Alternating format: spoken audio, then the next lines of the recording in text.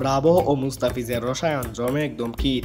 লখনৌয়ের বিপক্ষে মুস্তাফিজের নাজেহাল বোলিংয়ের পর হায়দ্রাবাদের বিপক্ষে মুস্তাফিজকে ফর্মের তুঙ্গে ফেরাতে ব্রাভোর যেন চেষ্টার কোনো কমতি নেই। অনুশীলনে চেন্নাইয়ের এই বোলিং কোচ মুস্তাফিজকে স্লোয়ার ও কাটারের বেশ কিছু টিপস ও টেকনিক শিখিয়েছেন। আরও শিখিয়েছেন কিভাবে ডেথ ওভারে অ্যাটাকিং ফিল্ডার সাজাতে হয় এবং শিখিয়েছেন কিভাবে ডেথ ওভারে আরও স্লোয়ার ও কাটার কার্যকর করতে হয়। কারণ হায়দ্রাবাদের ব্যাটাররা এবারের আইপিএলে যেভাবে অন্যান্য দলকে পিটিয়ে বলে চামড়া তুলছে তাই তো বলা যায় এবারে চেন্নাইয়ের কপালেও অনেক কিছু লেখা রয়েছে।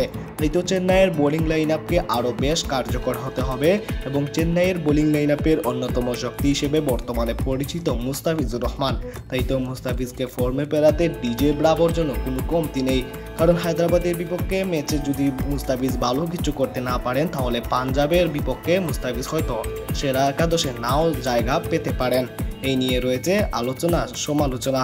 আপনাদের কি মনে হয় হায়দ্রাবাদের বিপক্ষে মুস্তাফিজ কতটা কার্যকর হবেন সেটি আমাদের কমেন্ট বক্সে লিখে যান।